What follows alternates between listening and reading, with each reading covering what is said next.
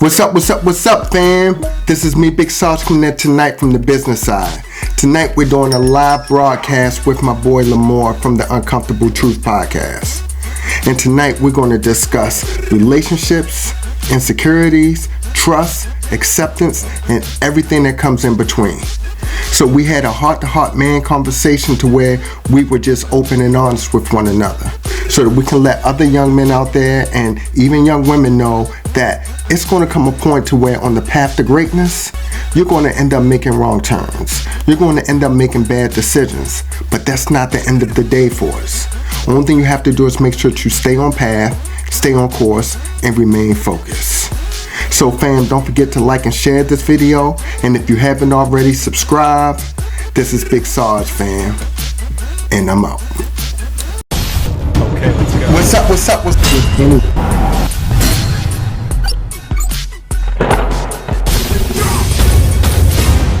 To Uncomfortable Truth podcast. I'm with my special guest, Big Sarge. How you doing, sir? Hey, how you doing? Good. Can't complain. Can you tell the audience a little about yourself? Well, first, Big Sarge comes from after a 30-year military career.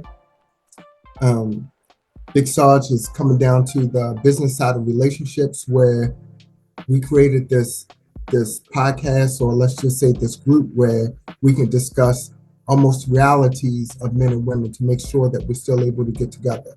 The emotional, the social constructs, literally making sure that somewhere where you hear the business side of relationships, that we're not just trying to take the emotions and the feelings out of it, but to let you know that to manage it for the long term, for the longevity of a successful relationship, that it's going to take work, compromise, discipline, commitment. Okay. What part of the military you was in? I was in the Army. Okay. Active duty Army.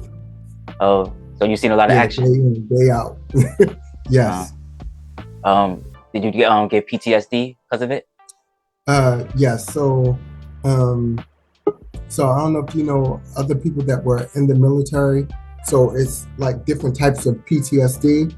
So, but if you just want to sum it all up as PTSD, that's almost like a broad summary of it, of the different mental issues and stuff that comes from being in the military. But yes. Would you like to educate the audience on PTSD?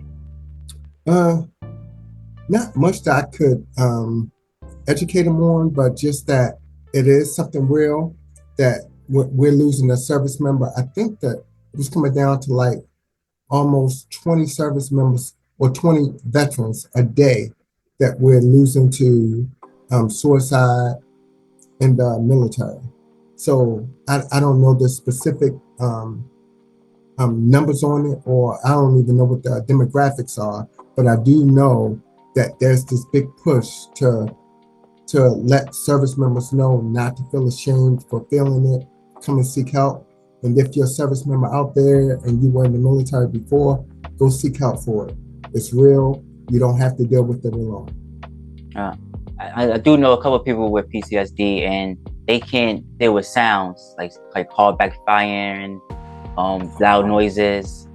I always wanted to ask them, but I never felt comfortable to ask them. So I'm gonna ask you, are like movies bad too? When somebody have PTSD? Yeah, I won't say that the movies are bad, but when you say sound, the sound is crazy. Literally last night, I was just telling somebody, I said, I really don't like the sound of a fan in my car. I would much rather freeze or be hot before I turn that fan up high.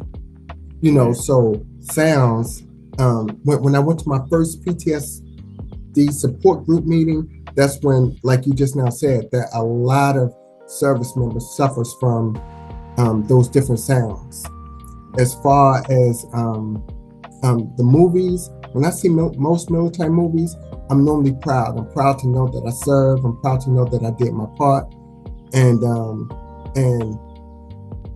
sometimes when I see them, I do understand and see that the struggle is real. I'm glad of everything that I made it through, and it's a good feeling. Okay, I'm glad you made it through. Thank you so much. Can you briefly describe that? I'll say it again. I said, did you serve? No. No. Okay. I do got family in the military, Navy, Navy, and I think the Air Force. Um, Okay. I actually distanced myself from my family, so I'm not really in touch with them as in the past couple of years. So I don't really know too much about them like that no more. Okay. You did that on purpose, or? Yes, I felt that they was hindering my growth. So I Oh, cut my I family off understand. and only socialize with my immediate family: mother, father, brother, sister, grandmother. Got it. I don't deal with uncles no more. I don't deal with cousins no more. I do speak to my great aunts though. Oh, got you. So I heard you say mother. You're what part of the world you're in? I'm in the United States. I'm in New York. New York. Okay. All right. Yes, I'm in Baltimore. Okay. So Yeah. I know that up north, that's the way we say mother and father. Okay. Okay. Yeah. Baltimore. You from Yeah, where the Wire was filmed? Or based exactly. on. Can you briefly describe the ABC formula for successful relationships and how it helped bring people closer together? The ABC formula of successful relationships. Um, so when I first started the podcast, I was really coming down to making sure that people knew and understood that relationships take work. So my daughter, I heard my daughter, she was in her early 20s, and she was talking about that the most difficult problem that she thinks she was going to have with a significant other would be infidelity. And when I heard that, I was like baby girl, there's so much more that goes on in a relationship. There's so much more that's going to happen coming off the rip than just infidelity. So when by the time I heard her say that, I was thinking like, what do you think you saw your mother and I going through all of these years? That it's a lot more to it, and that it takes work, and that it takes discipline. Yes. I never had problem with infidelity in my past relationships, but we did argue a lot. Basically, but many minor things. Like my last relationship, she was pansexual, so a lot of our arguments dealt around the community, and she Okay. felt I was insensitive. So it just fell apart. But I still love her to this day though.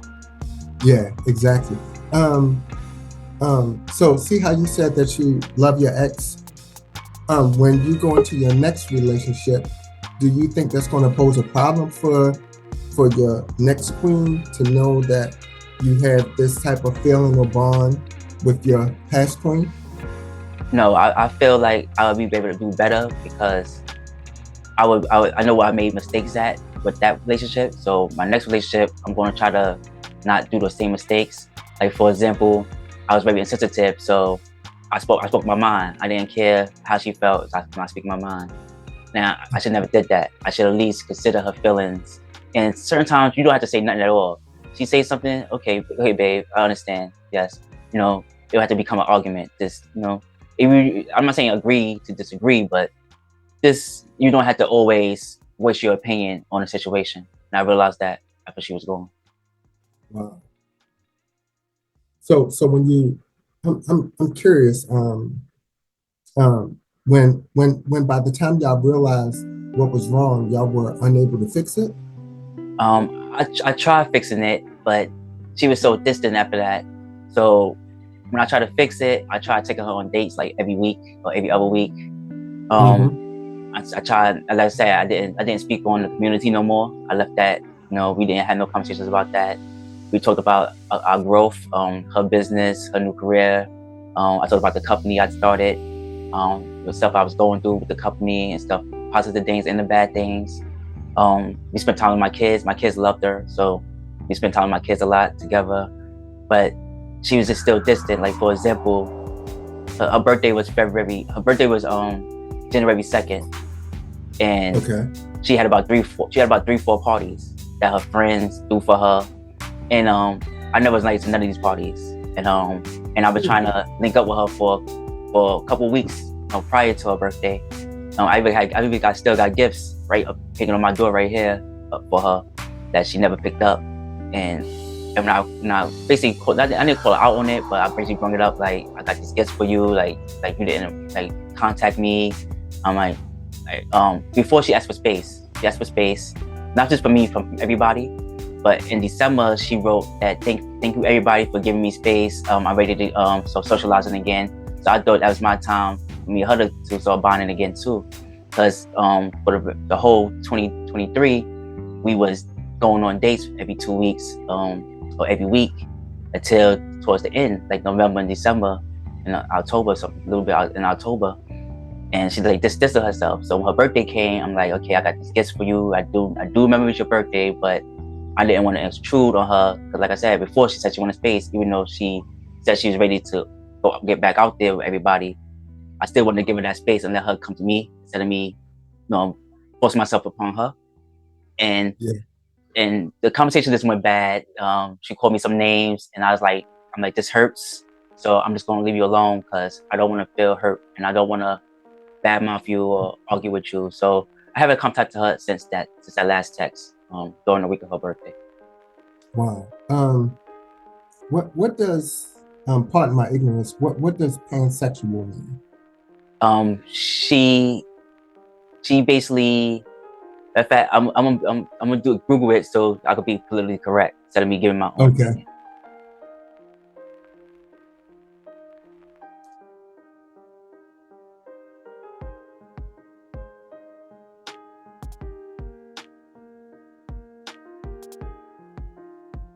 Okay, pansexual is a orientation generally defined by romantic or sexual attraction to people of any sex or gender identity. For example, a pansexual person could be open to someone who is male, female, transgender, intersex, or a genderqueer. Oh, got it. Okay, all right then. So I guess she wouldn't call herself bisexual because you're now adding transsexuals in there? Yes. Yes, because it's pansexual. Okay. Everybody. She open to date anybody, no matter what their sex is. But bisexual is only two, man. Yeah. Got you. Understood. And I noticed your show and you'll ask questions, and is it okay for me to ask you questions? No, definitely. Okay. So would it have been some insecurities on your part? Because I'm thinking if I were dating or seeing a woman that had attraction to anyone or anything, basically, I would almost feel like I wouldn't be able to satiate her in the long run because she has needs and requirements that I could never fulfill. No, it wasn't no insecurities. Towards the end, like I said, during her week of her birthday, she had four parties that she never invited me to. I see pictures, I see the dresses she wore, the outfits she wore, I see the people she was around. So that, I could say that was maybe insecure a little bit.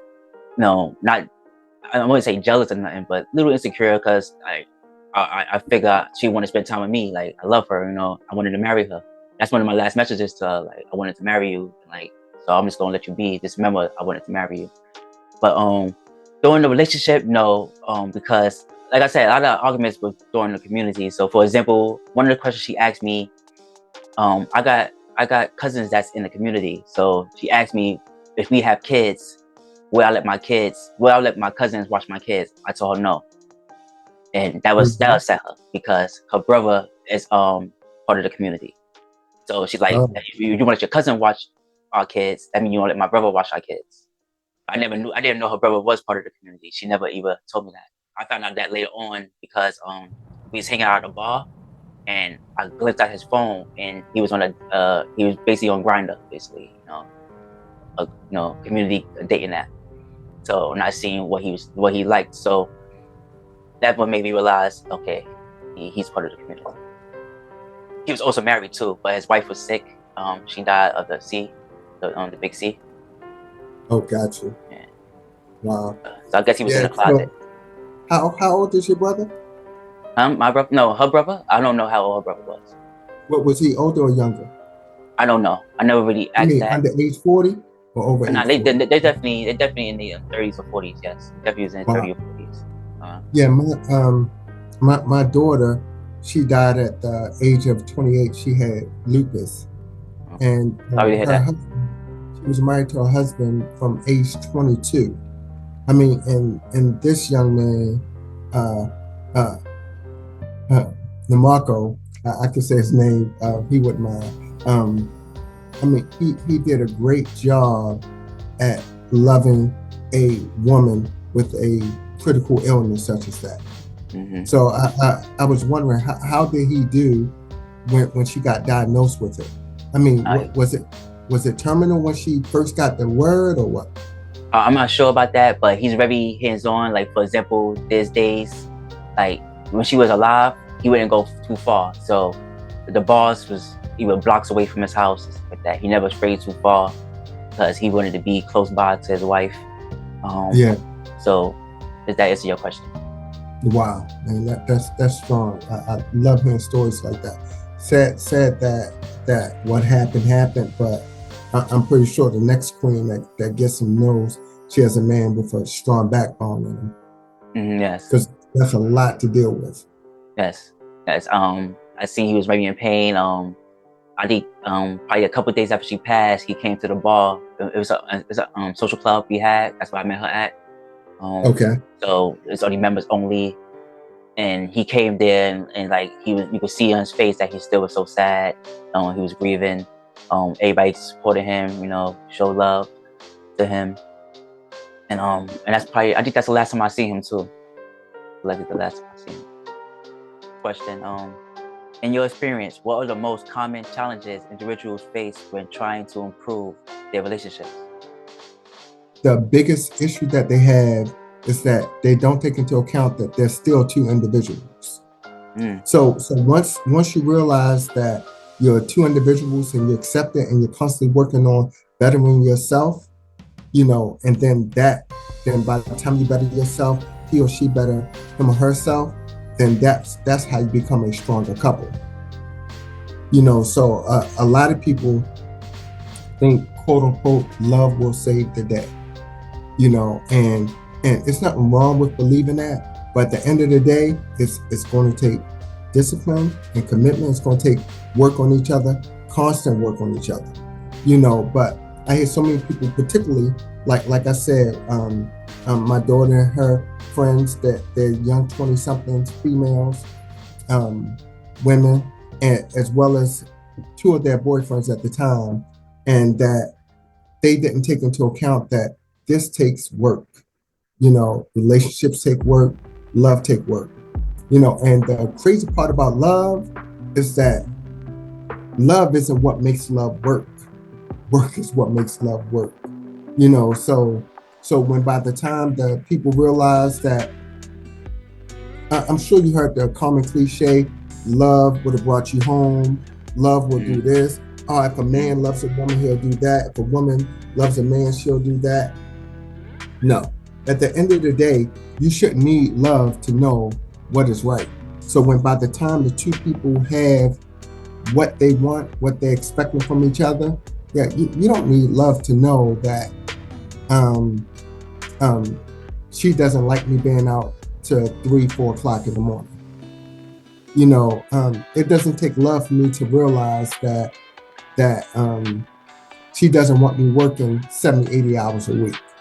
So we're compromising. I say, okay, I'm going to work 65, whatever it is. But at the end of the day, you, it won't be love that's going to make me say I'm only going to work 9 to 5 and hurry up home so that I can spend time with her, or even in this day and age, vice versa. Mm. You know, communication. So when by the time people talk, they're comfortable talking with each other. So that's why when I saw your name, Uncomfortable Truths, I was like, man, this is a beautiful title. Excuse me, because at the end of the day, it's those uncomfortable conversations that couples need to have. And that's for betterment of couples.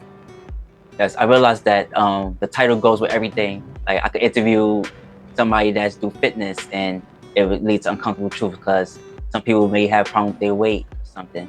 Yes. I could interview a therapist, and they could talk about past traumas they had. So I realized it always leads into a conversation, no matter what genre or who I'm talking to. It always leads into something uncomfortable to someone. Okay. Gotcha. Um, Let me see. How does focusing on mental and spiritual growth contribute to overall success of relationships? Mental and spiritual growth. Beautiful question. First thing to mental growth, I'm gonna go ahead and just add that into like spiritual growth as well. It's first of all knowing that we have to grow, knowing that we have to learn, knowing that we have to remain consistent. So when by the time that we don't know how to train our minds to do certain things, that's when I believe people start failing. So it's just like yesterday at the gym. Yesterday at the gym, I started doing my centennial sets. So once I started doing my centennial sets, and that's literally 100 repetitions, like it's not even a physical exercise at that point. Just imagine you're doing any event and you're literally having to count 1,000, 2, 1,000, all the way up to 100. That's why they will say counting sleep will put people to sleep real fast, because when by the time you're conditioning your mind to be able to continuously work, it makes it stronger. So when people think that, quote unquote, their emotions are going to save the day and not their mind, putting their mind to work, that's where I believe that they start having problems. So therefore, you want to condition that mind. That's important of the mental aspect for it. The spiritual aspect for it is that no matter what your belief system is, no matter what your belief system is, you're going to be testing it at some point.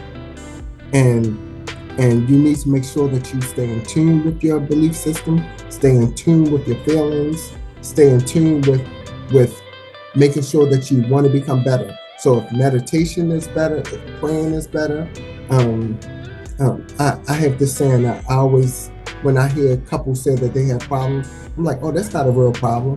You just need to go spend some time in your prayer closet, because you're trying to turn something that's not a problem into a problem, when really it's a problem with self. Problem with either A, your belief system, or your faith, or your feelings on how you believe that love is supposed to work. And a lot of times we should be able to just pray on it, whatever your belief system is, and push forward, push through it. Yes, So that's so true. that. That's so Yes. true. That's so true. That's one thing I didn't do with my ex. We never prayed, but I used to try to not talk about certain things. So she would bring up something, and I would just agree. And eventually, she caught on that I was just agreeing to not cause arguments with her, and that would cause a problem too. What do you think about that? About the arguments, or Yes, they say she says something triggering, but it don't trigger me or trigger the person. So you just let it go, and then next thing, let's go, or you just agree, and then she like for example, I'm gonna give you a perfect example. My family taught me not to say sorry, never say sorry. okay. So when she picked up on that, I say apologize, or I say apologize instead of saying sorry, she realized I wasn't really sorry, because I was using apologize instead of sorry. So she felt you don't really mean it because you're not saying sorry, you're saying apologize. You understand? Yeah. What for you? What's the difference between being sorry and apologizing? Sorry, I was taught through my family that sorry shows weakness. So use other words instead, like apologize, my fault, my back. I didn't mean to. Just no say sorry, because it shows weakness. Right. I've heard that before, but now that we're two older gentlemen, what type of weakness would that show to you? I don't know. It don't make sense to me no more. Like you just said. Yeah, exactly. I mean, when you said that, Lamore, I'm literally thinking like, man, I've heard that too my whole life. But now that I'm sitting down and I'm thinking about it, what weakness would that show? Because clearly, if I make a mistake or I do something that's offensive to you, I am sorry about it. Because it's a lot of times we're going to do things or say things that going to offend people, and you're really not meaning to offend them, or hurt them, just to put it out there. Mm-hmm. So if by the time I hurt someone and it wasn't intentional, I am probably more sorry than I am just apologizing, because I would apologize for something. Uh, uh, I would apologize for something if it was something that I did and I realized that I did it and it was intentional, what it was I was saying or doing, but I didn't mean to hurt you from it. But a lot of times, man, to tell the truth, as now that I'm thinking about it, is that you're going to end up hurting people a lot to be able to get from A to B. You're going to end up hurting yourself a lot, to get from A to B.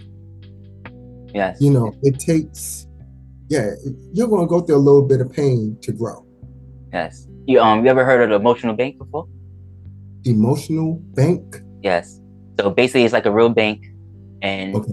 you start at 100%, and then as you do stuff that your partner don't like, you lose interest. So now you're at 100%, and you don't agree with her, and y'all argue about something petty. Now you lost 10%.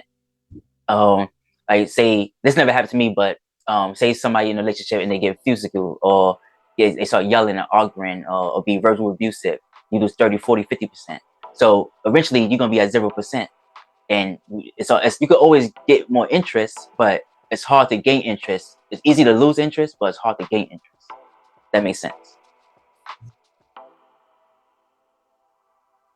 And I feel like I feel that was my problem with my ex. Even though we wasn't never physical and was never verbal abuse, me not respecting her wishes, me not respecting her beliefs, me distancing myself, made her emotional bank so low. Even when I try to fix it by taking her on dates, buying her gifts, spending time with her, listening, taking accountability to the things I did. I gave her a whole list. Like before we even got back, started going on dates. I sent a whole list to her. Like I realized I should never did this. I should never did that. I should never did this. I should never did that. I should have tried more on this. And I thought that was what build us back, but her bank was still so low that, like, to give you a perfect example, I let her walk out the house, and I didn't stop her. And that's one day she said to me, she's like, you didn't stop me leaving, and you just let me leave, and then you didn't contact me for months. And then when I finally did contact her, like I said, her bank was so low, I couldn't win her back. Wow, were you trying to win her back? Yes, I did. I tried to win her back. Spent a lot of money, a lot of time. Like I said, she's very caring. Like last year she spent time with me my son's birthday. She spent time with us on my daughter's birthday. I took her on several dates. I got pictures on my Instagram. If you can see us together. We went to the Wonderland thing that was like a little exhibit in Manhattan. We went to David Buster several times. Went to several bars. And but I don't think it will work out now because I don't drink no more and I don't smoke weed no more, and she do both. Oh, God. And so I don't know how I would be able to socialize with her, because that's one of the things we used to do to socialize: sit at bars, have drinks, smoke some weed together. I don't do that no more, so I don't know how I will be able to spend time with her. At least not doing that kind of stuff. You can still do it, but I know that. I know that, but I know that, but I just don't. Since I was 16, that's all I did with people: smoke weed, drink liquor, socialize like that. So I really don't know how to socialize with somebody sober. So what made you stop? Several reasons. Money was one of the big ones. Knowing I was spending like $3-4 a year on weed, and that's only because it's cheaper. Before it was way higher than that because weed was more expensive. But now you could get an ounce of weed for like $50 now. And I feel like it's synthetic now. It's so cheap now. I feel like it's not real weed, not the same weed that we smoked 10-20 years ago. So that's another reason why I stopped.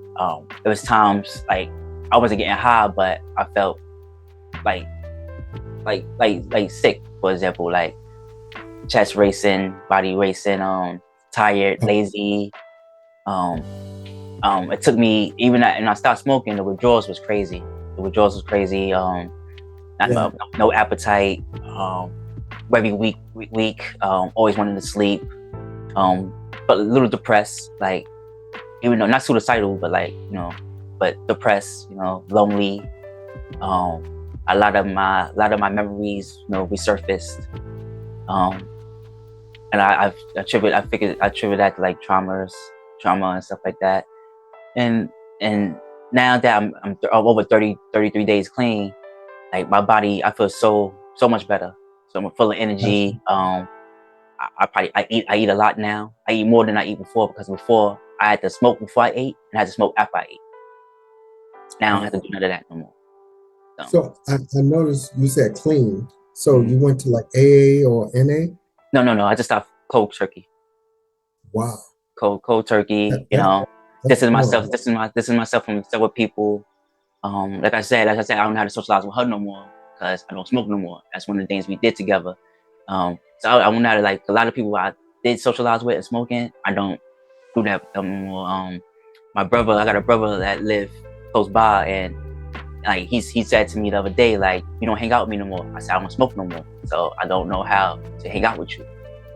I don't want to be in the same room with you while you smoking. I'm sitting there smelling it, inhaling it, going in my system, secondhand smoke going in my system. So on. So do you think one of the uncomfortable truths in a situation like that is like the ability to still be able to spend time together? I mean, like now we can't just find a different hobby or thing to do together, as opposed to minimizing or cutting off the relationship?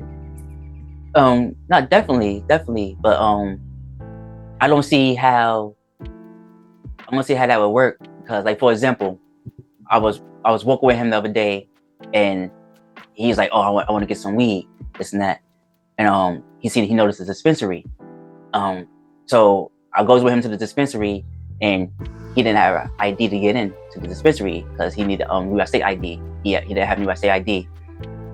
He had an ID from where he was just he lived in another state. He just came back, and he's like, "Go inside for me," and I didn't want to go inside for him. I'm like, I don't want to go inside, like, and he just like kept, "Come on, man, this, and like that made me uncomfortable, so it made me want to distance myself more from him. And I'm like, okay, I told you I don't smoke weed no more. I told you I didn't want to go inside no more. I told you it make me uncomfortable, and you're still trying to peer pressure me into going inside and buy your weed for you because you can't get inside of it." If that makes sense. Yeah, it definitely makes sense. So do you think, like, so when people are in relationships, so let's say you and your queen were still together at this point, and you decided to go clean. So when you believe the relationship would have ended, or even more so should have ended, because now she has this outlet and you don't anymore? Yes, I feel like it's gonna. I don't have a problem with it. Like, she could smoke whatever. She smokes cigarettes, and I don't smoke cigarettes. And she smokes cigarettes when we was together. It didn't bother me. It's just that certain situations where it would come in involved, like, for example, like I said, I don't want to be around it. I don't want to smoke it. So say we go out. Like I said, I smoked before I ate, and I smoked after I ate. So if we go out to dinner, she gonna want to smoke before we go eat dinner. So I might sit at the table while she go outside to smoke, or I might sit with her while she smoke before we go inside the restaurant. You know what I'm saying? Like, it's gonna bump heads eventually. So I feel like it's just better to stay apart.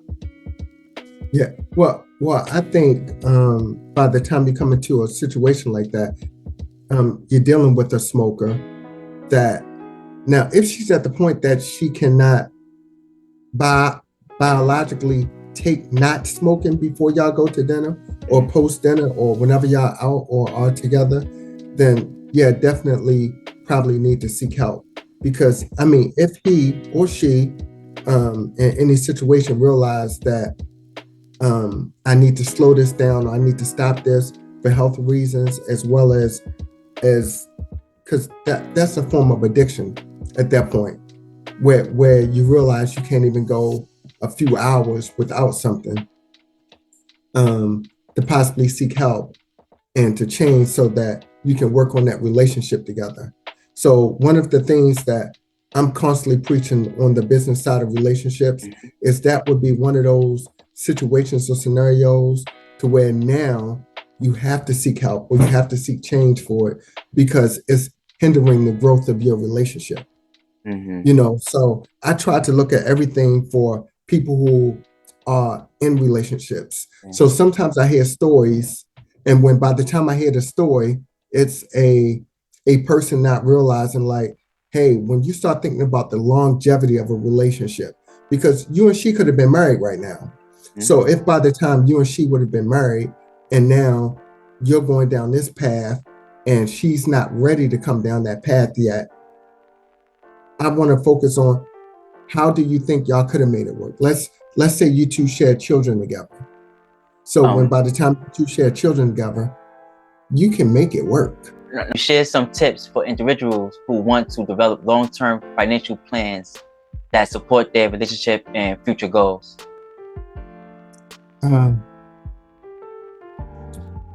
Long-term plans. Are you talking financial long-term plans or just relationship long-term plans? Financial plans that support their relationship and future goals. Yes. So let's take that question down two different paths. So which I believe are definitely interesting topics. One would be the 50-50 relationship conversation, dealing with financial planning. Most men and women today, anyway, they are both financially savvy, professionally savvy. I have not met one woman I haven't met one woman in my life anyway that didn't or doesn't have a professional plan for life. So with that being said, it's automatically going to set up most couples and relationships to both be providing to the family financially. So when by the time you know that both of you are going to be providing financially, you still need to keep the biggest tip that I would give is that you still want to make it to where your family can survive off of one income. So one reason for the first income is being able to survive off of one income is the fact that one of you may not be able to keep working. So just starting with by the time you start bringing children together, maybe the mother, or even to today's field, maybe the father will take off for months, half a year, up to a year at a time. So when by the time you have your entire financial planning on your family based off of two incomes, it's probably going to cause a problem for you in the long run. Now, if you're a young couple and both of you are working, so if you're a young couple and both of you are working, where you are financially at that point, you're going to continue to grow. My brother and I were just talking. My first rent was $225 a month. Can you believe it? Back in 1993, my first rent was $225 a month. You can barely get a good hotel room at that price per night now. Barely get a good hotel room. And all of that to say, the big financial plan for couples is if you can try to set up your long-term plan off of one income. Save that second income for trips, vacation, putting money aside for a big project later on down the line. But definitely making sure that as a couple that you financially plan for everything and think about all of the unexpected. Another one of those uncomfortable truths is that if you meet a young man, so let's just start with the sexes. By the time you meet a young man at 25, even if he came out of college and went down a career path, sometimes in 10 or 15 years, he's probably going to look at a different career path. And sometimes that different career path transferring over could cause a financial hit on the family. Children going to cause a financial hit on the family. So even if by the time you have two incomes, when by the time you need to start adding the cost of children into that family, it's going to cost money. So if you don't want to run into financial complications, try to set it up to where you and she can survive off of one income. Coming into your 50-50 relationships, when it comes to financial, anyway, is that we should still know how much money each of us is bringing in. You know, so it is completely absurd. So this is done for couples that aren't married yet, or even couples that are now, because I understand that I've actually talked to a lot of couples that actually they're married and have separate bank accounts. I'm not even sure how that works. And the reason I'm saying I'm not sure how that works is because I don't see how you two together can financially plan for a future if by the time you have money in your account that I'm not for sure how much you have, and I have money in my account on how much I have. How can a couple plan like that? You know, except, oh, we're going to put this money into the house income or to pay the bills, and now we both got different amounts of money that we have or that we're sharing. I never understood that. One of the big things when it comes to relationships financially is that when by the time, quote unquote, the man is paying for everything, I always wonder, I'm looking into the camera on this, ladies, what are you doing with your money? If I'm spending all my money on everything, what are you doing with your money? And if by the time I don't have access or even knowledge of what it is you're doing with your money, that sounds so crazy to me. I don't even understand how something like that can be pushed. I'm about to do a podcast on this video that I got where they asked this guy and this lady, how much money you have in your bank account? So the guy, he said almost proudly, I got $1,200 in my bank account. They asked the lady how much money she had. She had $70,000 in her bank account. And so the guy got mad because he's like, I just spent $400 tonight, blah, blah, blah. And the lady was trying to say, you're the man, you should be paying for everything, which makes sense if by the time I'm managing all of the finances that's coming into this house. You know, even when by the time my children started working, I even knew how much money they made. And if they weren't spending their money consciously to the positive, then I would take part of that money from them. You know, so I always believe that financial responsibility is one of the major parts of relationships. In fact, when earlier when I told you that my daughter was making the claim that infidelity would be the biggest problem that she faced, I said, no, babe. I said most relationships fall into complications, major complications coming from finances. You know, and those finances, the subset to the finances, what you're doing professionally, what she's doing professionally, what we're putting our money in, what type of lifestyles are we going to lead? You know, because I could be very humble. You know, because I got my raise at work, I don't want to go out and buy me a new BMW. You know, I want to put money in the bank because I know later on down the line, I want to invest $10,000, $15,000, $20,000 into a different business venture. So when by the time families, couples can financially plan for the long term, that's when I believe that they'll be able to survive those pitfalls that come to finances and relationships. I like that question. That's a good question. Thank you. And to answer your question, I'm gonna give you two examples. Okay. Okay. The first example is a couple that has separate bank accounts. Okay. The man, he pays the rent. He also gives half the money for groceries. The woman pays everything else. So she paid the light, she paid the gas, she paid the cable bill. And anything in the household, like furniture, stuff like that, they split equally. And that's how and they've been married for probably 10 years now, and still going strong. They had the little bickerings, but very happy couple. And now the second couple I'm going to mention is the man pays for everything, and the woman don't pay for nothing, right?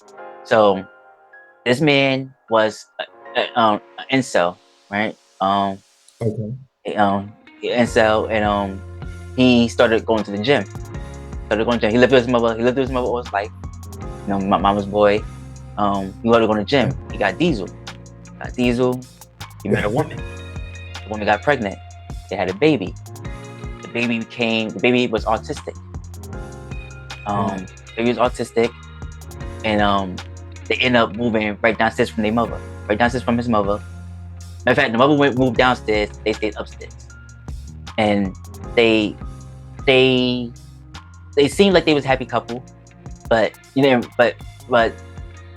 on the outside in, we realized the man paid for everything, and the woman, she would take trips. She would take trips to Dominican Republic, Puerto Rico. She went to Europe once, and she was her own money to do this. He's not paying for it, his own money, but like I said, she's not paying for no bills. She's not paying for no baby diapers. She never taking care of the kid because she's taking 3-4 trips a year while he stay home with the kid. And he's such an incel, and I'm gonna say simp, that he let her get away with all this stuff. So I don't know if they could. I don't know if they're together now, but 9 out of 10 they probably not, because like she definitely was cheating on him and stuff like that. Yeah. And basically that answers your question. Like I don't really think they're together now at all. I stopped. The mother was dating my cousin. The mother was dating my cousin because he was into older women. She was like probably almost 70, and he's in his 40s, and he loved her. He lived with her for over 20 years, and he moved to Wisconsin. When he moved to Wisconsin, that's when I got out of the loop of everything. So I don't know how far the relationship is now, but when my cousin was still with his mother, I was going around and I seen all that stuff. I seen that he's paying for everything. Cars, he bought her car, he paid for his car. And she would take trips and all that. She would buy Louis Vuitton, Gucci, and all this stuff. And she never contributed nothing to the household. Were they married? No. Wow.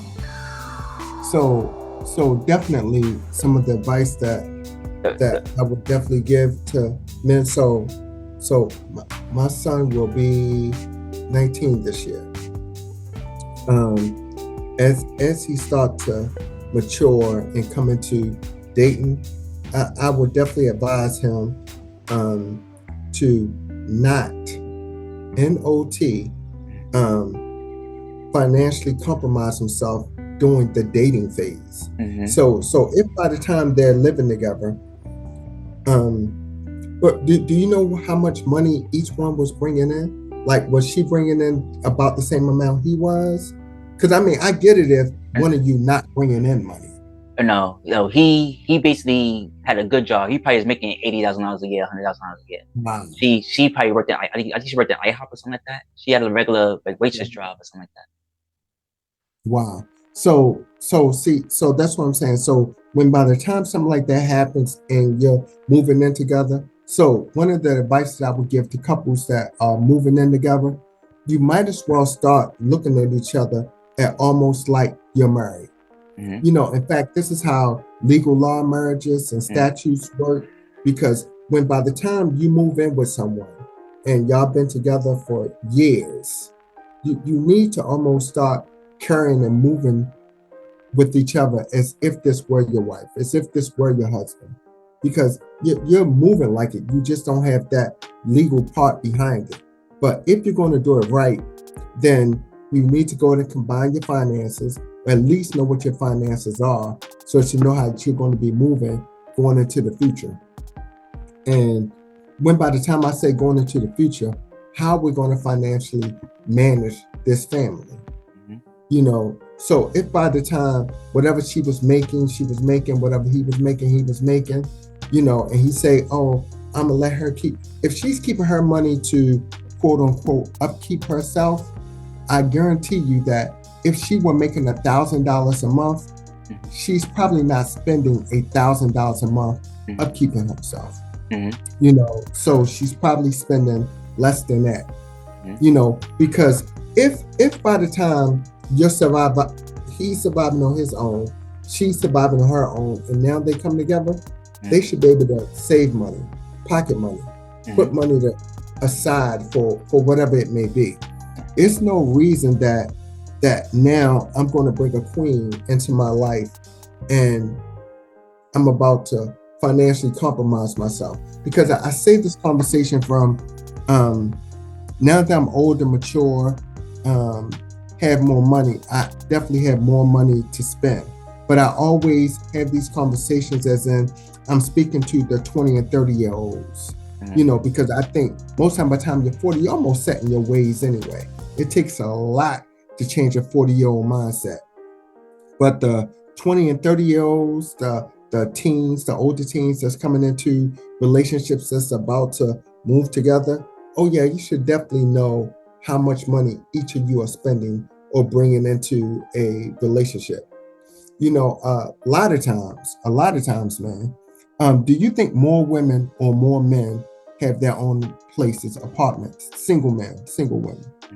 I think more women got their own apartment than men. Oh, most definitely more women have their own place. So when by the time she's bringing a man in, or even vice versa, if it's a man bringing a woman in, and they're just quote unquote helping you pay the bills for whatever reason it may be, if you and she are focused on building a long-term relationship, looking towards marriage, looking towards being together, then you need to discuss those finances. And I know it's I love your title, like I said, uncomfortable for a lot of people to do, but finances are so relevant, so important, because now you get to see what is Lamore doing with his extra money? What is she doing with her extra money? What is he doing with his extra money? You get to break that down and see how they're living and have that conversation about it. So I definitely believe that finances are, in fact, I'm gonna do my homework on it, but I'm almost want to bet you, Lamore, that finances are the breakdown to most relationships. If it's not number one, then it's definitely number two. Because I'm thinking now maybe number one is irreconcilable differences. They don't go into details. Number two and number three are going to come down to infidelity or finances. It's going to be one of those. Yes. Definitely in the top three. Like, I'm in my 30s. I'm in my late 30s right now, and my 20s, every relationship I was in, I was one of those guys paying for everything, dates, trying to please the woman. And once I got in my 30s, I just stopped that. So, like, I started only dating women that had something to offer me. So if it's not, they didn't have to have a job, but they had to have a car, or they had to have an apartment. They had to have something to offer me. And if they didn't have that to offer me, I got rid of them real fast. Like, to give you a perfect example, I met a girl in Jersey working for IKEA, and I didn't really have feelings for her, but I did like her. I like traits of her. Like, she had different traits I like. She was very short. She was skinny. She was funny. She was very educated. She the one that got me into AI. She the one that got me into like podcasting and stuff like that. Gotcha. She the one, encouraged me to start my business, stuff like that. And she was very hands-on. And one day she went to work and she got into a fender bender. And I don't know if she was really hurt, or she was just, now you see on TV, somebody get into a finger bender, they got the dang on their neck, and then exactly. I don't know if she was doing that. Okay. So now it's, I can't go to work. I can't work no more. I can't do this. And now I'm still working at IKEA and other places. We was doing freelance. We both are freelancers, but she always at home. I come in the house, she doing something productive, looking up research, looking up AIs, stuff like that, doing passive income, learning Spanish. So she was very productive as she was home, but she wasn't just sitting around, but she was just became very lazy. So I told her she had to go. Because all she wanted to do is have sex and sit in the house. That's what she wanted to do, is have sex, sit in the house, But if you so hurt, how come you can have sex? That's what I couldn't get from her. I'm like, look, you hurt though. Like, how you want to have sex if you hurt? I'm good. I'm good. It's not. She never said, ouch. You know, Yeah. never said, oh, don't do this position, don't do that position. You know, she was fine doing sex, but not having sex. Oh, my back, my neck. You know, I can't work. So, and I had this conversation with my previous co-host. I don't know if I uploaded the video or the video got deleted, because a lot of my videos I did with these people, and my male co-host was like, "What's wrong with that? She was having sex." I'm like, "I need more than that. I need more than sex." Exactly. He would have been satisfied with this sex, but like, I need more. I need more than that. I can't sit in the house all day. I'm buying the weed, I'm buying the liquor, I'm buying the food, because now she's not working no more. So now it's all on me now. And so I'm like, yeah, you gotta go. And I told her she had to leave, man. She ended up leaving, and I never talked to that girl again. Wow. You miss her? I mean, because I didn't have feelings for her at all. I didn't have no feelings for her at all. Like I said, I like traits of her. You know, she has that stuff I like about her, but I was not in love with her. I didn't have feelings for her. I didn't miss her when she left. I wasn't sad when she left.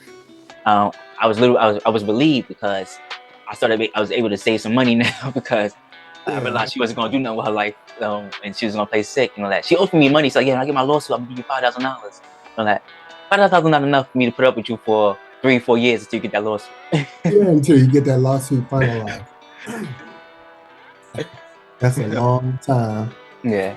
And a lot of times, when you were talking about the sex thing, I can even think back to my heyday, so to speak.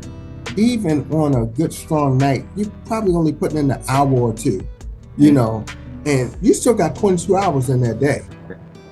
You know what I'm saying? So you gotta have something more to draw you together than just that. And by the time you put in a good night on a Monday, you're probably not gonna do the same thing on a Tuesday. She probably ain't gonna get hit off like that again until the weekend. Especially if you're coming into a work week. So definitely one of the big things that I try to stress to people is that sex, although it's important, man, have you been with anyone for longer than 5 years? Yes. Yeah. Longest I ever had was over 10 years. Wow. But the question is, was the sex the same way it was during year one? Yes. Wow, how'd y'all pull that off? That's interesting. How you pull that off? I was in love with her.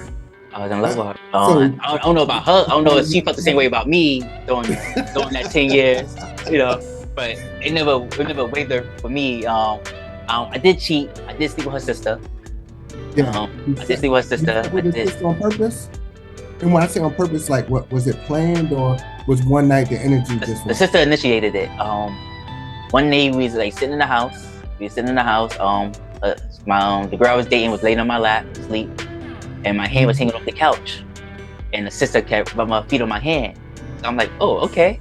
So I took my girlfriend head off my lap and took her sister in the room, and from there I just kept doing it. Not in the house, but she was testing you. No, I think she did that to all her sister boyfriends, because I think she was just very promiscuous. She probably just wanted what her sister had. I don't really know. But she outed it. I didn't out it. So basically one day. Yeah. So basically one day I'm in the house, and my girlfriend comes to the house, and she come in the house. She mad. She furious. I'm like, what's wrong with you? It's like, my sister told the family that you slept with her and you initiated it. So basically, and I'm like, that's not true. So I told her what really happened. I'm like, she initiated it, this and that. But we also got caught once. We was at one of their cousin houses. My girlfriend was sleeping in the room. I took us. It was like a long hallway. It's like a long hallway from the entrance. When you come in the door, it's a long hallway before you get to the living room. So in that hallway, I'm smashing the sister, and room door open and all that. And we heard her come out. So I put my pants up. The sister sat on the floor. I went to the refrigerator. I looked in the refrigerator. The refrigerator's right there. And I looked in the refrigerator. She looked at us. she went back in the room. So I did what any man would do. I went in the room and had sex with the other one. And I didn't clean myself off or nothing. Women get mad when they say what any man would do because for some reason they think that 8 out of 10 of us wouldn't do it. And I'm like, yeah, the ones that probably wouldn't do it are probably the men that's probably not interested in you, man. Man, sometimes when I have those conversations with women like we're having now, and any man wouldn't have done that, and you looking at him like, if I had this conversation with 100 men in a room, 90 of us would have tore that thing up that night. Yeah. You know. Yeah. So basically in 10 minutes time, I had sex with both sisters in like 10 minutes. Wow. Right. See, that's a good one. You had a mother and daughter team yet? No. Oh, see, I had no mother and daughter teams. I did have lesbians before. I've been in 2 poly relationships before, so I did experience those. Got you. What did you experience them with any emotions attached to them, or just the moment? See, my girlfriend that's her sister, I like the sister more. I like the sister more because she is more my type. Like I said, I like short women. I like skinny women. The sister was thick, that. So I like control, and like a thick girl and a big girl, you can do too much. Roll over, get on your knees. Now a skinny girl on my shoulder, exactly. Yeah, a skinny slim girl, you could touch the ceiling. You can make her touch the ceiling and stuff like that. I call it fighting weight. When women fighting weight, yeah. You know, like this is a good fight. When by the time that, like you said, that they're at that manageable weight. Yeah. Definitely. Yeah. And the sister was prettier too. She was prettier. She was and she was yellow bone, like light skin, brown skin. When I was dating, it was dark skin. So that's another thing I like. I like red bones. I like light skin girls. Got you. Mm-hmm. But it's definitely a good contrast. Mm-hmm, yeah. Yeah.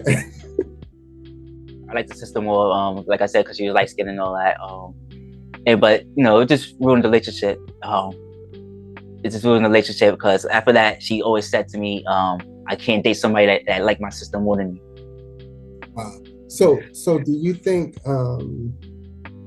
infidelity can or should ruin a relationship? So you said you have children. How old are your children?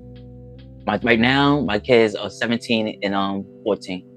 17 and 14. Boy, girl? The oldest is a girl, the youngest is a boy. All right, so perfect. So you're like I am. You have both sexes. So if your daughter told you she was dating a man that committed infidelity, would you tell her to run? Yes. Yes. Well, so you don't believe that sex for us is different than it is for them?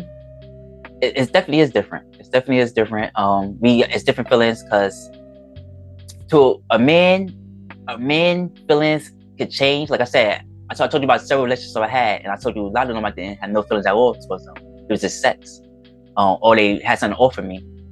But a woman, you could have sex with a woman, and she could fall in love immediately. Mm-hmm. That's why you got a pussy whip and you got a dick whip. Yeah. I'm about to say, because a lot of times those women, they in love with that pipe though. Yeah. So, and I think they end up coming to the conclusion of realizing one day, like, oh, yeah, I don't really love him. I'm in love with that thing. Mm-hmm. Yes, exactly. But coming back to the business side of relationships when it comes to, so my daughter, she's in love with her boyfriend now.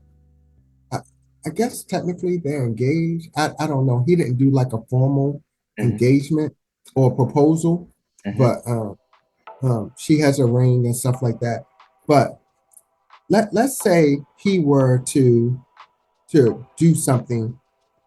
He run into that sister scenario. And when I say that sister scenario, a woman's making him an offer that he can't refuse. Most 20, even 30-year-old men can't walk away from what I like to call stress-free pussy. If a woman has set up a scenario for a man and she let him know that I'm not going to cause drama in your life, most men can't walk away from that. Especially if they put themselves in a position to even get that proposition. Mm-hmm. You know, so if I'm in a position to where now Jane Doe is about to tell me, hey Sarge, you know, I like you, blah blah blah. Like I was in the poetry circuit. Man, when I tell you how many women I came across on a nightly basis that was throwing it at me, literally, and not throwing it at me like, oh, I love you, I want to be in a relationship, throwing it at me of, hey, I think you hot, you know, like literally, you, as you get older, you'll have a woman telling you, hey, I like your eyes, and that I like your eyes mean, you know, I want to know more. I like your hair, I like this, I like that. If you, most men believe that scenario is completely stress-free, it's hard for them to walk away. You know, like, you remember the movie How Stella Got a Groove Back? Yes. So most men, if they were in any situation like that, man, they tearing that thing up. If they went on a vacation or a trip and Jane Doe is throwing it at them, most men not going back to that prayer closet. They're not going to that prayer closet. Yeah, they're going to CVS getting that condom and they coming back.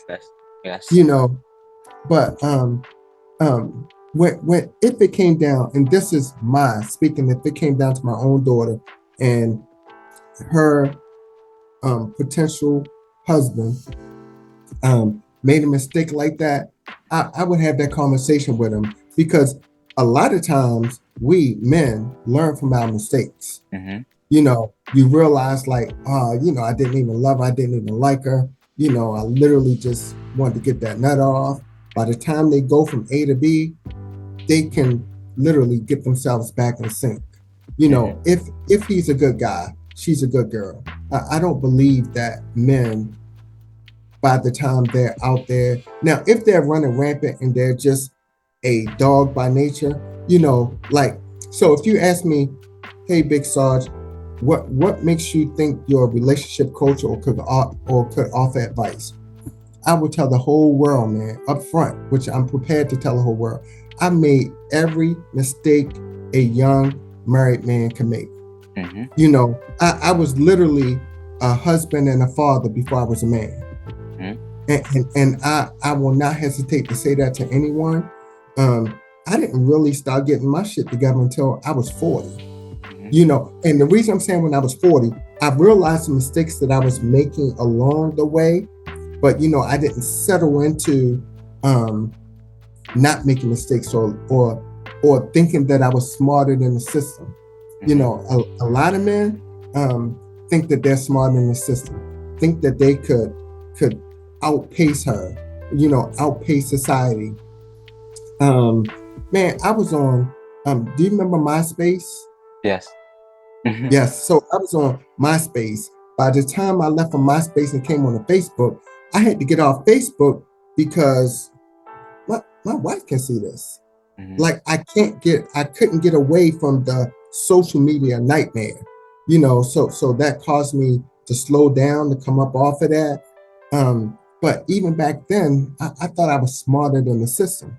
It was never that, oh, I didn't love her, or I didn't want to be married, or I didn't want to be a husband, or I didn't want to be a father anymore. It was never about that for me. Because like you said, man, I could be like, I love you, baby, and go tear some pussy up tonight and come back, go to sleep, get up, go to work tomorrow, and move on.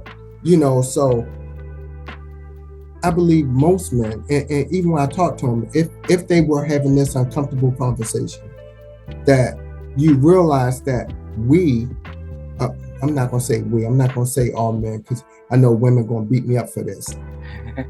Trust me, we can go tear some pussy up and go to sleep like nothing happened, get up and start life over. You know, with that being said, with that knowledge, I know a lot of good men that, even if we wanted to say made that mistake, that they were able to bounce back from it. You know, so. Yeah, that's so true. That's so true. It took me a while to realize that. Like, for example, like I don't care about women no more I don't care about sex like that. I'm not an incel, nothing like that. I could always go. I'm not afraid to go to outside to a bar somewhere on the street. Like, hey, how you doing? My name's such a like. It's not a problem. But like I know the difference now. Like for example, my previous co-host, like he sleep with a lot of women. I used to sleep with a different woman every night. Different woman every night. He probably have sex with 40, 50 women a month.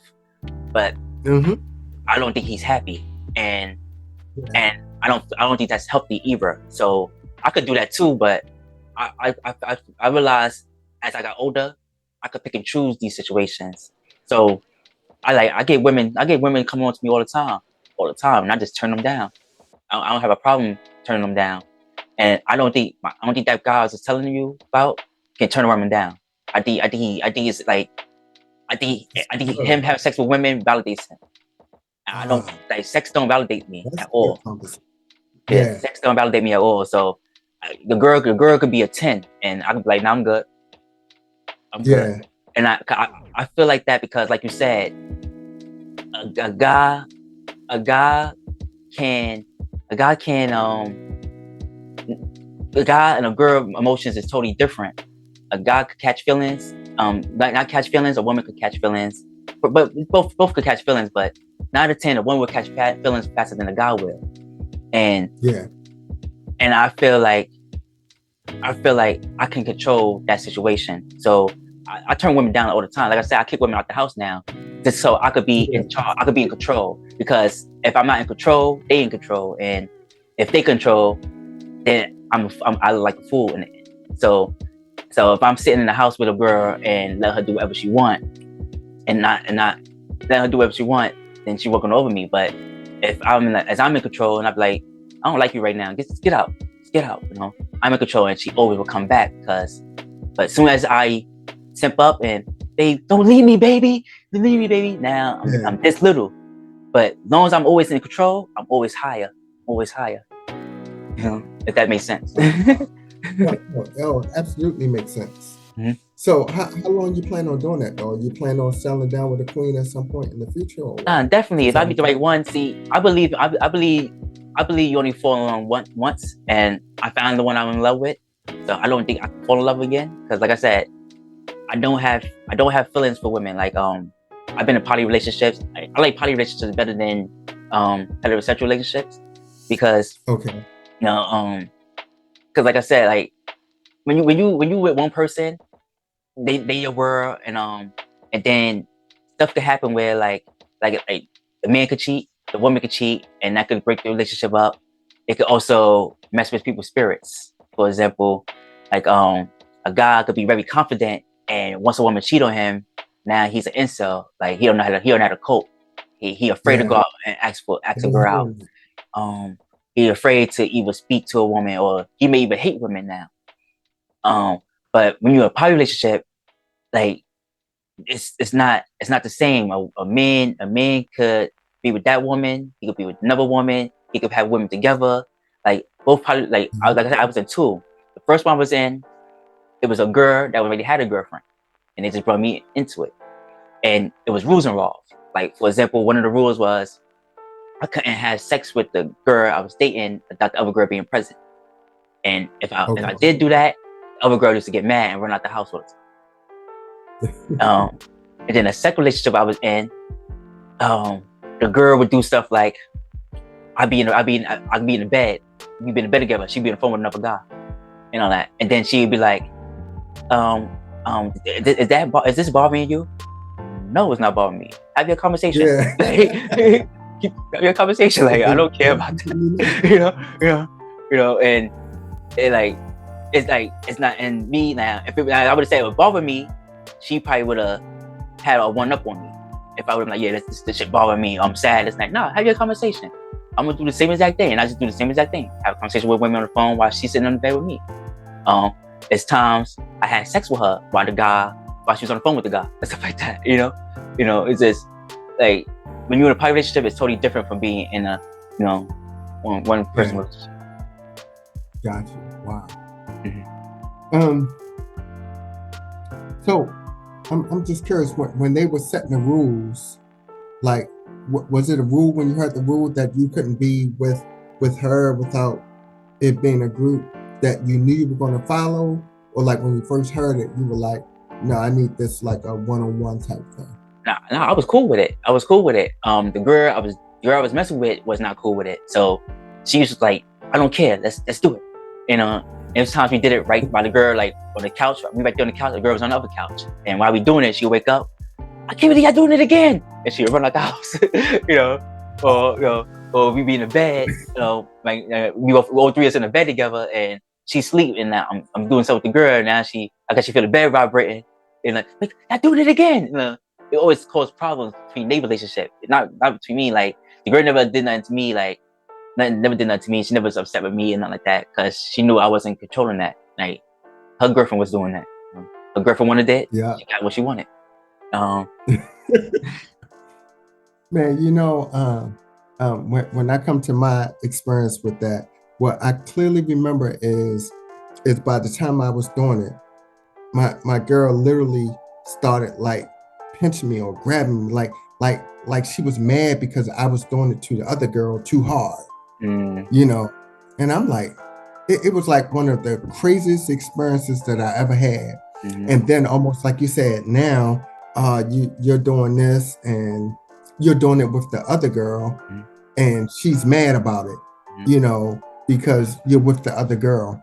When it comes to, I did a podcast on polyamorous relationships. So the business side of relationships, if you come into it, definitely check out the polyamorous relationships. They're a little more difficult to manage, but very possible, very feasible if by the time you're accepting or realizing that, one person isn't going to be enough for me.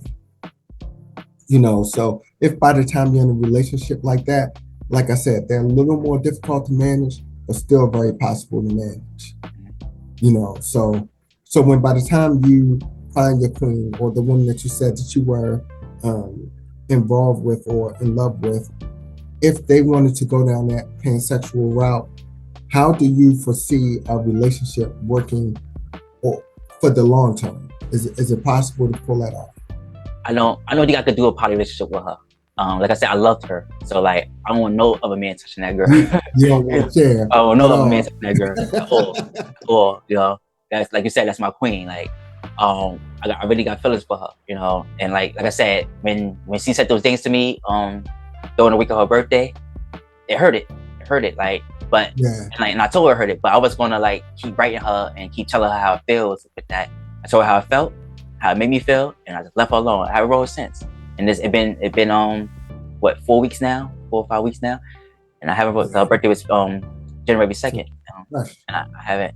And so that week of January 2nd, so second she do a party, then like another, like probably 3 days later it was like another picture on that. It's to the point I'm like, yo, which day is your birthday? Because like it's like the third party you doing, So yeah, so like I said, it hurt it. Like I said, I probably was a little jealous of it. Like I said, the outfit she was wearing. She more fit now. She was a little chubby when I was with her. Now she's fit. She works out all the time. Well, yeah, she got a male. That's what we do. She got a male trainer. Stuff like that. So yeah, that's my queen. Like I would never want nobody to touch her at all. So, but what about another woman? Another woman, that's be fine. That'd be fine. I wouldn't have no problem with that.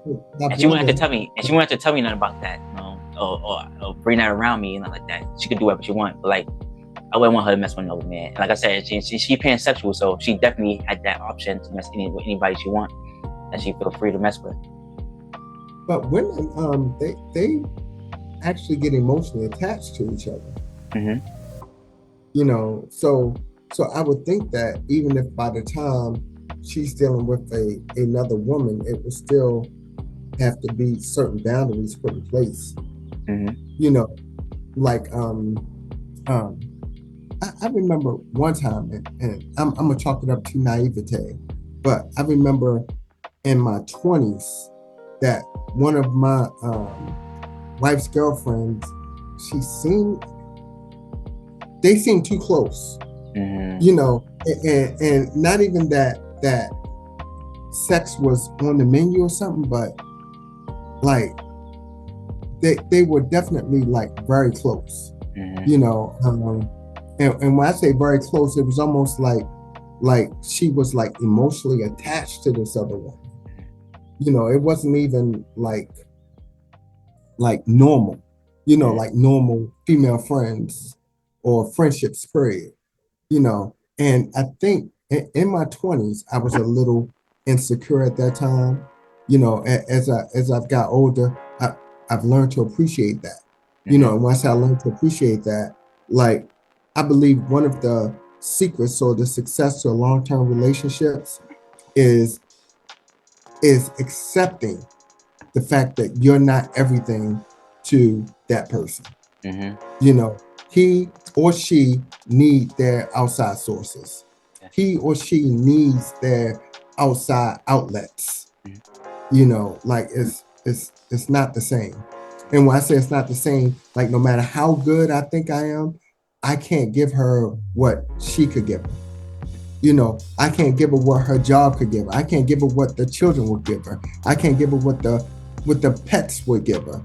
You know, so one of the big advice or the big tips that I would give is knowing that he or she, they're going to need that outside, you know, input to come into their lives, whatever it may be.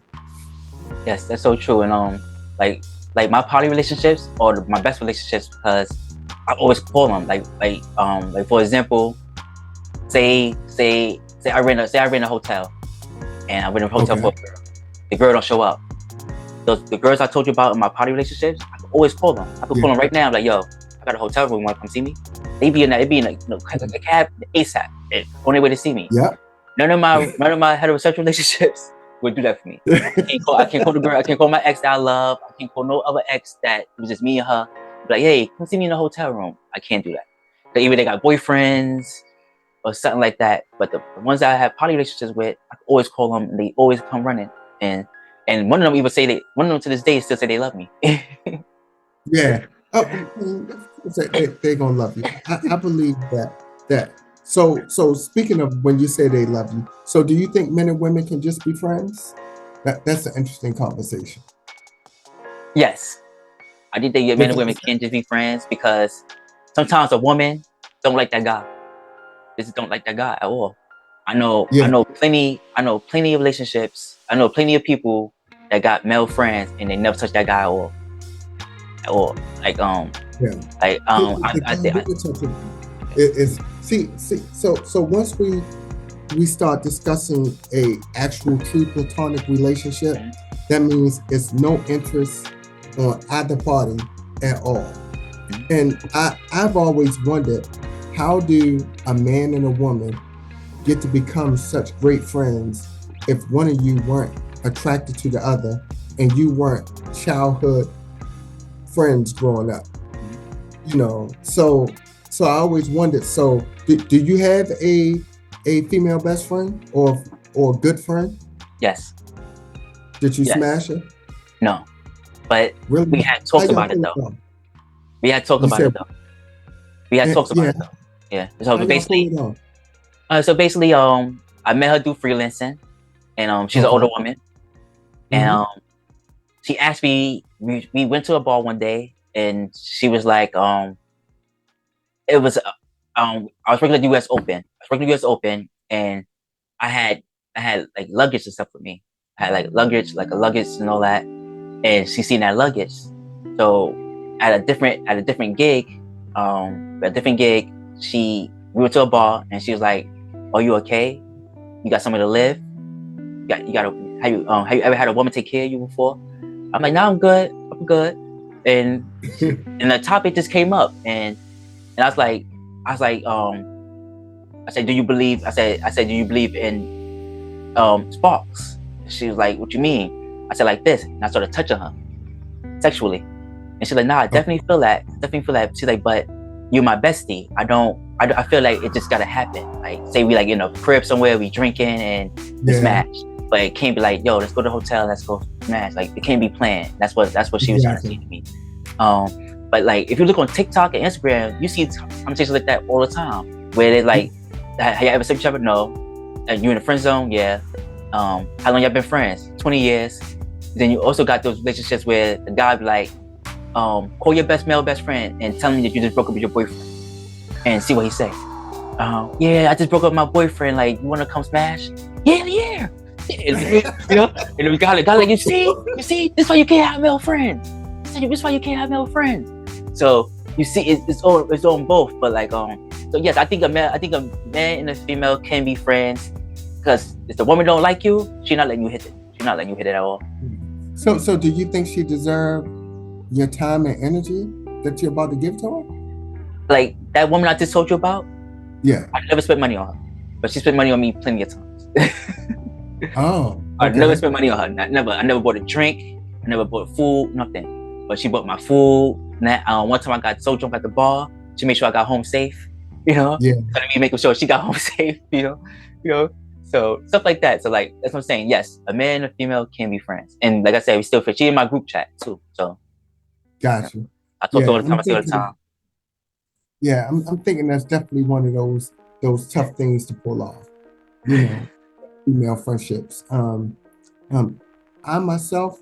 So I heard you say it. So you're the first guy I heard say it. And I had a woman friend, Glacier. She was supposed to be my co-host actually, and we always used to make jokes about her friends. She said they had been friends for like 20 years, and one day he propositioned her, you know. And when he propositioned her, she said it ruined the friendship, you know. And he was like, you know, I always loved you. I always thought this would happen. Blah blah blah. Friendship totally ruined, you know. And when she first told us, so I play chess. I actually come up to New York all the time to play chess. Because at first I thought you were in Philly. Whenever they would come to the chess club, all of her girlfriends and stuff like that, the whole way the podcast first began was that the fact that we would all get together and start talking, and we would have these intimate conversations like this. So we'll just call her friend D.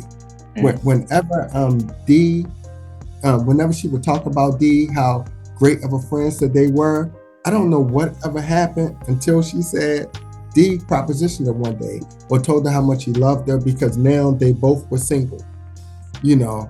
So when by the time that lady said that if it were to happen naturally, that means, Lamar, it's not a platonic relationship, because that means, like you said, there's sparks there. So I think when you hear the conversation about male-female friendships, they're saying it under the notion that there are no sparks are there. You know, so when by the time the sparks are there, how you think she's gonna feel when you reject her? I mean, yeah. If she likes you, you probably gonna break her heart, and she's an older woman too. Yeah. So that's true. That's true, because I don't see myself being with her, because like I said, I want a woman that has an offer me. She got her own apartment, but she lived with three grown kids. 2 of them are men, and stuff like that. I did a podcast on that too. Yeah, so like, so I can't move in with you because I'll be living with you and your grown kids. Yeah, exactly. Or stuff like that. So it's not like how my cousin see, like a guy like my cousin I told you about. With his relationship, he was with an older woman, but this older woman was basically rich. Her father was a person that her father helped build the first World Trade Center. Wow. No, so she's very well though. She worked for the Archdiocese. You know, Archdiocese. When I say Archdiocese, people automatically think Catholic Church, but Archdiocese run a lot of organizations like hospitals and stuff like that. So so she do paperwork for the Archdiocese at a hospital. Actually, like I think it's right there on like what that is, like 110 and like what that is, right next to right across from Central Park, right across from Central Park in Harlem. It's like in the Central Park. It's like a hospital there. It says Archdiocese such a hospital, whatever. Like she works inside there, and like I said, her son is well off, so they own both their houses. It's two houses. So they had the house upstairs and downstairs. They own both those houses. The father passed away, left her millions of dollars, left her a house, left her cars, and stuff like that. So these are people well off. This woman I'm talking about is not well off. She don't have nothing to offer me. She works regular jobs like I work, same jobs she works the same jobs I work. So like me drop everything to be with her, saying I love you and wanting to have a relationship. No, it's not gonna happen. Not gonna happen.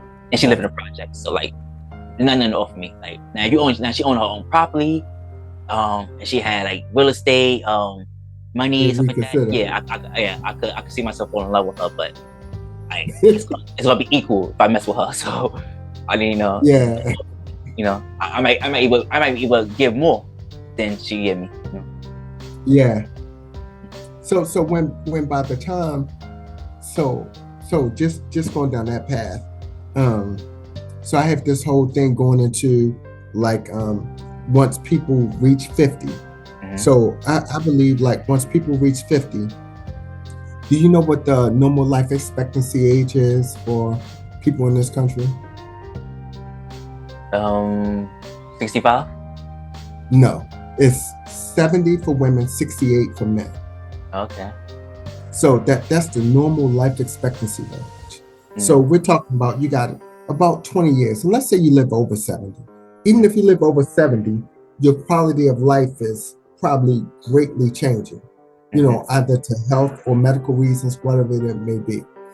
But I definitely think that we should definitely at a point, choose to bring our lives together. So if by the time, he's at this point, she's at that point, no matter where you are separate, when you come together, you're going to be better off.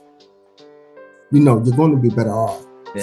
So when, if you got good chemistry together, and I don't just mean sexual chemistry, because man, do you know at this point, every time I go to the hospital, so doctors keep telling me,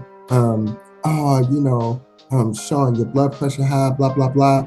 I had a male doctor, man. Male doctor was like, man, we got to work on getting your blood pressure down. He said, because when the day comes when you need those little special blue pills, we won't even be able to give them to you. But I'm only bringing up this point to say that I guarantee you, most couples over the age of 50 aren't every day, So what are we doing to enjoy each other's company, make life a little bit easier? When I see older women and older men and they're alone, like in my head, I'm always thinking like, man, you should probably settle down with somebody just for that daily companionship, or to do something. So when I came in today, I had a doctor's appointment and I was in the house and I was getting ready to go to bed. I'm thinking, I really don't like climbing in the bed by myself, so I think that at some point we should just want to settle down, want to lock in something at some point, just comfortability, relatability, long term, get ready to go out of here, so to speak. Yeah, that's so true. That's so true. I know a guy like he's like he's like one of the people like he was related to me, but I grew up with him, like calling him uncle and stuff like that. Okay. And he lost his wife and his family because it came out he did something that very inappropriate. I'm not gonna say what it is. I'll probably get canceled. I wasn't saying online. The P word, the P word to one of his daughters. And and it came out when she was like in her 20s. So all her life she kept this secret until she was in her 20s and told the family. So the family disowned him. And then he used to do angel dust. And he ended up having a surgery because the dust messed with his brain, and he ended up having surgery. They left a scalpel in his head. And they give millions of dollars for that.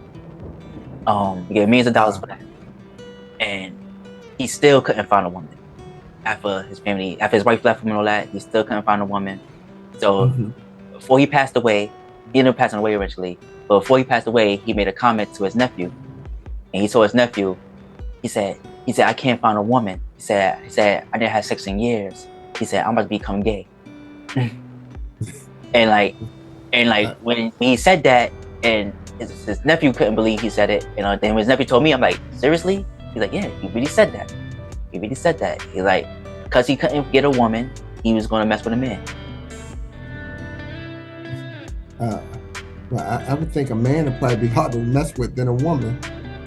I think to him, he thought it would be easier to be part of the community than, because I don't know, I'm not part of the community, but I've been positive for men.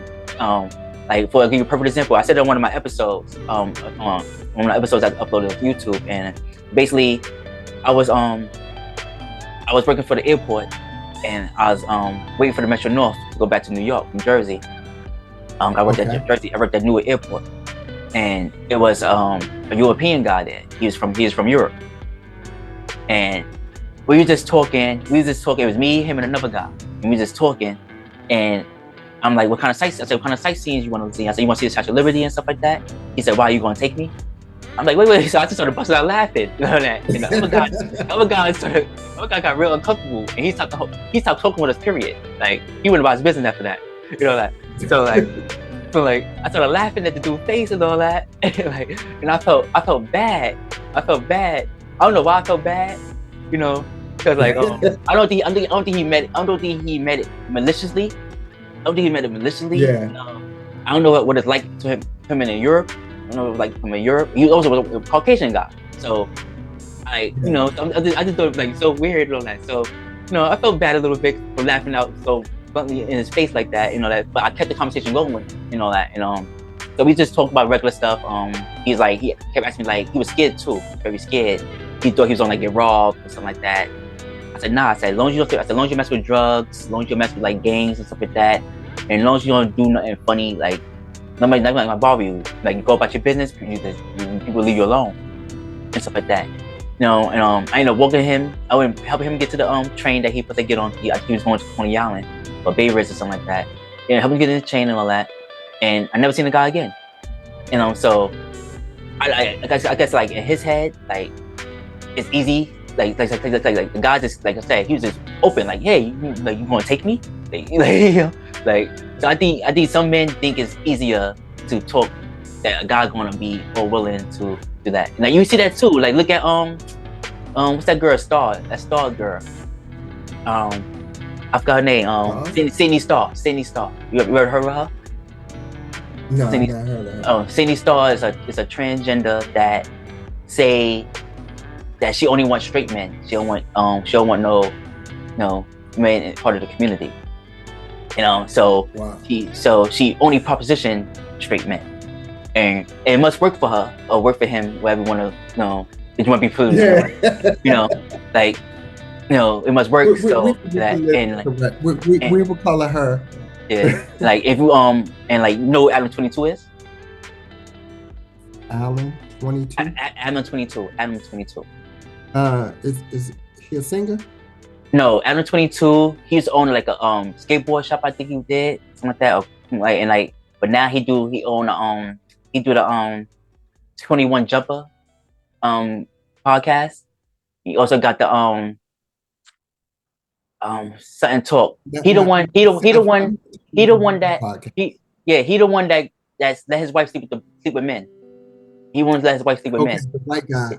Yeah. All right. That's why I heard the name. Okay, yeah. I know what you're talking about. It was on his podcast. He got her on his podcast, and he take her to the office. And all that. And this man, you would think he a straight guy, but he must like both. He must either be pansexual or gender fluid or something. Or for him to but it's also TV, so it could have just been for TV. For all we know. I didn't do nothing at all because the camera went off after that. It was like he showed it.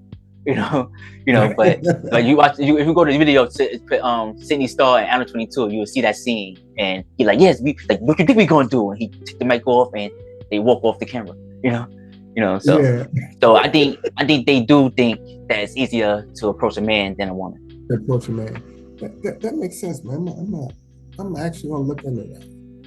But, man, it's been great talking to you. I think one of the things that I would love to put out there so that we can bring this to a close, it's almost going on 2 hours now. Yeah. Great conversation.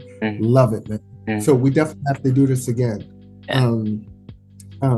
I think one of the big things, coming back to one of the first questions that you asked me about the ABCs, about the acknowledgement, of the differences between people, to bring into better commitments, better conversations, better understanding for each other, is that it takes work, and whatever it is. And believe it or not, Lamore, if you and I were, I want to say, in a relationship, if you were talking to your woman, or if I were talking to my woman, we could probably never be able to speak this freely and open to one another. So when by the time people know the different experiences or the different things that they've done, and that, hey, these things are used to make me into a better man or a better woman, it just makes us better people. And that's all that I want to close with. No problem. Thank you for that. I really appreciate you for joining me today. Man, appreciate it, man. The podcast, Uncomfortable Truths. Yes. I like that. Thank you for watching Uncomfortable Truth Podcast. My special guest, Big Sarge. Really appreciate you, man. Thank you for joining me. I only asked like 3 questions. Like the most of that was like off the top of her head, and just went flow. Yeah.